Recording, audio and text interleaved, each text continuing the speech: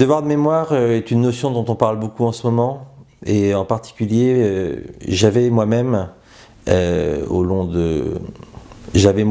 mon grand-père, beaucoup abordé la vie, mais également la mort. Et je pense que la seule chose que craignait quand même mon grand-père était la mort au sens de la disparition des idées. Et donc je lui avais dit que tant que moi je serais vivant, je ferais des choses pour essayer de l'honorer en modestie, mais d'essayer de faire vivre son combat qui a été un combat de chaque instant toute sa vie.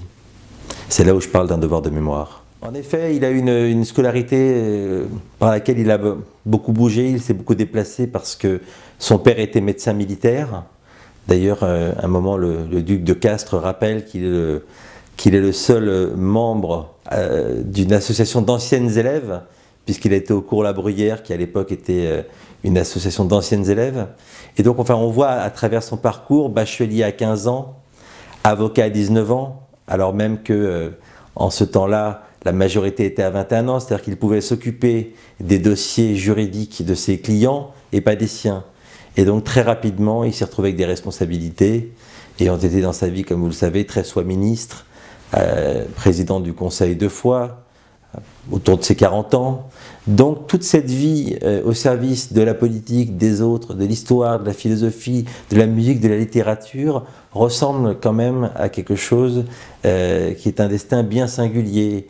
Et là j'y vois le mot d'initiatique, puisque je pense qu'il y avait quand même une certaine prédestination à faire autant de choses en si peu de temps, quand on se réfère autant sur la Terre en tout cas. Quand on parle des aphorismes d'Edgar Faure, déjà c'est drôle puisque ça s'appelle aphorisme, comme si ça venait d'Edgar Faure, comme s'il les avait créés lui-même. Donc des personnes pensent que le mot est un dérivé de son nom de famille, ce qui n'est pas le cas. Celui qu'on entend le plus souvent, et d'ailleurs qu'on lit le plus souvent, c'est évidemment « ce n'est pas la girouette qui tourne, c'est le vent ». Et cet aphorisme, donc, qui continue à faire mouche et qui est réutilisé quasiment tous les jours dans un cadre différent, est une réponse qu'il a fait de façon tout à fait sérieuse à un journaliste qui lui posait la question, à savoir pourquoi est-ce qu'il changeait de parti. Et il répondait en fait très simplement qu'il ne pouvait pas épouser uniquement la ligne d'un parti, mais qu'il allait vers ses idées et qu'un parti ne pouvait pas non plus le suivre. Donc il y avait comme ça un petit peu un jeu, non pas du chat et la souris, mais de la girouette et du vent. Donc effectivement, parfois des gens modifient un petit peu en disant c'est pas les girouettes qui tournent, c'est le vent, les vents tournent, les girouettes ne bougent pas. Néanmoins, c'est celui donc le plus connu. Me concernant, il y en a un que j'aime pas tout à fait particulièrement, qui est l'immobilisme est en marche et rien ne pourra l'arrêter. Et ça, ce qui est drôle, et sans doute, enfin ce qui est drôle sur l'aphorisme, ce qui est moins drôle sur la réalité des choses, c'est qu'on est en 2015, il a dû le lire autour du début des années 60, et c'est toujours aussi vrai. Et ça me navre.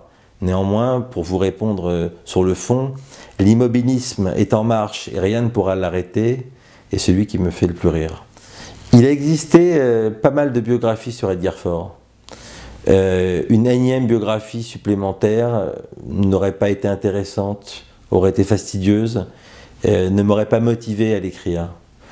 J'ai voulu retranscrire l'homme qu'il a été, le politique qu'il a été, le grand-père qu'il a été. C'est-à-dire un homme simple, un homme abordable, que n'importe qui pouvait apostropher dans la rue poliment pour avoir une réponse à une question, pour avoir un avis.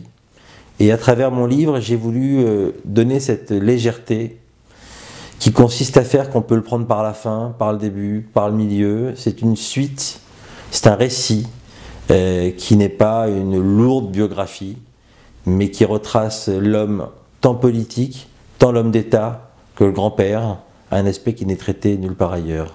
Si Lucie Faure, née Meyer, était la nièce de Julien Quint, qui était un conservateur de bibliothèque à Paris, donc qui était au début du siècle dernier une personnalité importante.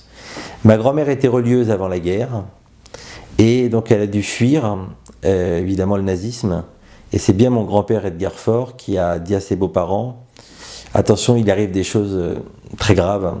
Et mes arrière-grands-parents lui ont dit « Mais vous savez, on se sent beaucoup plus français que juif ». Il a répondu comme assez tôt « Malheureusement, je crains que ça ne soit pas la question, et je pense qu'il faut réellement partir ».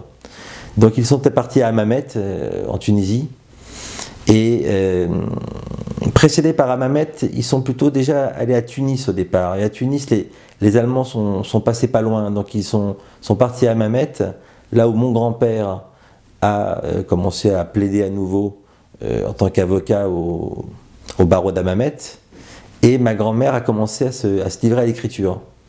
Et donc ça en a fait l'immense romancière qu'on connaît. Et peu de temps après, donc, ils sont partis rejoindre le général de Gaulle au sein du gouvernement provisoire d'Alger.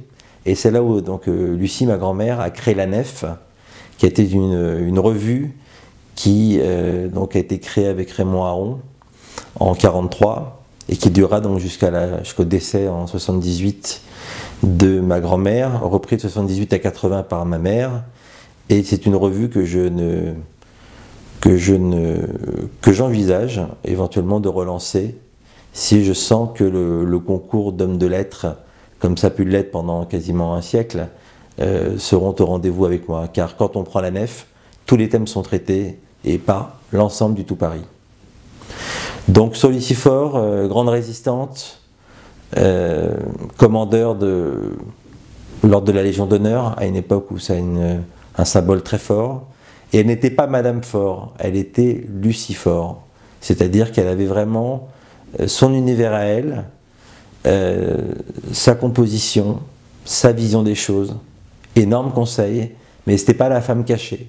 C'était une femme qui était très en avant, et je dirais que si aujourd'hui mon grand-père n'a pas eu le seul mandat qu'il aurait voulu avoir, bien qu'il prétend qu'il ne le voulait pas, à savoir président de la République, c'est parce qu'il n'a pas écouté son épouse, qui lui avait très précisément expliqué à un moment donné ce qu'il fallait faire, mais surtout ne pas faire.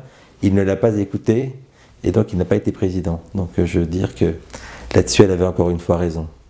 Il regardait son épouse avec beaucoup d'admiration. Ils s'étaient rencontrés très jeunes lors d'un dîner où ma grand-mère était donc chaperonnée, puisque on ne venait pas seul comme ça à un dîner dans ces temps. Et le lendemain midi, il lui demandait un rendez-vous et il lui demandait sa main. Donc je crois que d'une part et d'autre, le destin ne les avait pas trompés.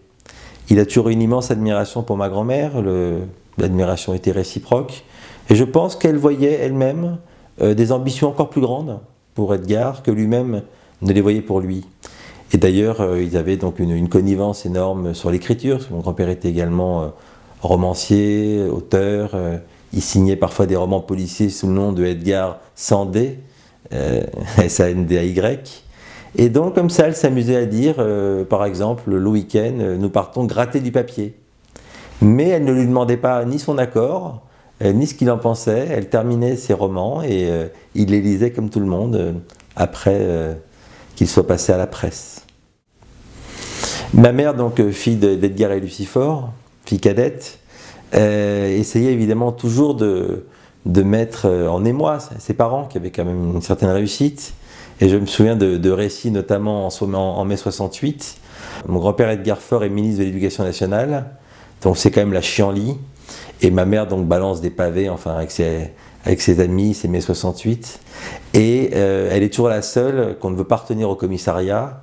Et donc elle trépigne un peu parce que donc, tout le monde est arrêté et elle est la fille du ministre, donc elle n'est pas arrêtée. Mais bon, c'était quand même une élève très consciencieuse en philosophie. Puis après, elle passe un doctorat de psychanalyse, entre autres. Excusez-moi, elle passe un doctorat de psychologie, entre autres. Et donc elle avait quand même un regard à vouloir épater ses parents par son travail, par son intelligence.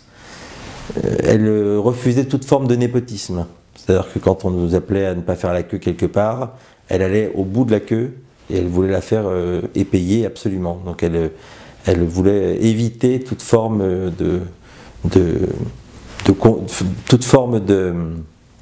d'aménagement qui pourrait être dû être la fille d'une telle personnalité. C'était pas un gaulliste qui épousait toute phrase, tout mot du général, comme on en a vu beaucoup. Et aujourd'hui, on voit que droite et gauche se revendiquent de Gaulle, droite et gauche se revendiquent de Blum ou Jaurès. Il y avait une pensée, je dirais, assez liée au général de Gaulle sur certains sujets, notamment quand mon grand-père a avancé les problèmes qui commençaient à naître au Maroc, en Tunisie, en Algérie. Donc il n'était pas du tout pour la forme qui est arrivée avec la guerre d'Algérie, qui a été un moment épouvantable. Il était par exemple sur ce point-là tout à fait en désaccord avec le général de Gaulle. Et donc il n'a jamais été, si vous voulez, asservi, ou il n'a jamais été à porter le général de Gaulle comme une icône. C'est là où je veux dire, si vous voulez, qu'il n'était pas, si vous voulez, une personne qui était en admiration devant une personnalité. Il était d'accord avec des idées, il les soutenait, il avait une entente cordiale avec cet immense personnage, évidemment, qui est le général de Gaulle, mais il n'y avait pas là de fanatisme, ni de... Il ne prêtait pas allégeance au personnage. Oui, effectivement, les valeurs dites de gauche à l'époque, d'humanisme, étaient quelque chose de très important. Souvent, mon grand-père me disait, c'est quand même pas normal qu'un charpentier n'ait pas sa maison. Et donc, il a fait tout un tas de réformes allant justement vers un système qu'on pourrait un peu appeler aujourd'hui sociodémocrate. Cette idée justement de clivage droite-gauche qui aujourd'hui, encore plus, est totalement obsolète, décédée, mort, il la vivait déjà comme ça dans les années 60, où il a créé le nouveau contrat social, en prolongement à celui de Rousseau, où déjà l'idée de droite et de gauche pour lui était déjà obsolète, et je parle de ça donc il y a 50 ans. Je pense qu'on peut se souvenir de la simplicité de l'homme dans la complexité du personnage, à savoir quasiment savoir tout gérer. Et aujourd'hui, j'aimerais retrouver cette simplicité pour tout le monde, non pas que pour les amis des ministres, des présidents, des conseillers. J'aimerais que les gens soient plus à l'écoute et soient moins dans un baratin permanent, écrit, récité. J'aimerais que les gens passent moins de temps sur les plateaux télé, à débattre sur des mêmes choses, dans des émissions comiques quasiment. J'aimerais que les gens soient plus au travail. C'est vrai que c'est très douloureux de voir que les ministres sont plus en représentation, que sur des vrais dossiers, on est quand même au bord de la guerre, et je les invite tous à travailler. Arash de Rambar, quand il a commencé à dire mais qu'est-ce que c'est que ces supermarchés qui balancent de la nourriture alors qu'on peut la manger, alors que les gens meurent de faim dans la rue, au début les gens souriaient, les gens riaient, les gens disaient mais il est gentil, il est complètement fou, il pense tout seul comme ça qu'il va faire bouger la grande distribution, qu'il décrivait un peu comme mafieuse, je le dis pas, mais c'était un peu la position. Et Arash est resté dans la rue, dans le froid, à parler avec les SDF, il n'avait rien à y gagner. Je veux dire, c'est une personnalité qui est déjà connue, c'est un type qui est brillant, qui est éditeur, qui va bientôt être avocat, qui est docteur, enfin bon. Et donc c'est quelqu'un qui a cru, si vous voulez, et c'est là où je dirais, sans moyens. Je veux dire, il n'avait pas les médias, il n'y avait pas de fortune personnelle du tout. Et donc, si vous voulez, petit à petit, les choses ont commencé donc à prendre. Et c'est toujours un peu la même histoire en France. Il a fallu que ça commence à prendre pour que les gens viennent. Quand j'ai créé le prix Edgar Faure, j'ai envie de vous dire, à la veille de la première année du prix, on m'a expliqué qu'il existait 1500 prix, que c'était pas la peine, que je pourrais jamais le faire, que ça n'intéresserait personne, que j'aurais pas de jury, que j'aurais pas d'auteur, que les éditeurs joueraient pas le jeu. C'est toujours la même histoire, c'est-à-dire que tant qu'on n'a pas réussi quelque chose, on vous explique que c'est pas possible. Alors moi je vous le dis, c'est possible, et si vous n'y croyez pas, joignez-moi, c'est simple à faire, et je vous aiderai si je le peux.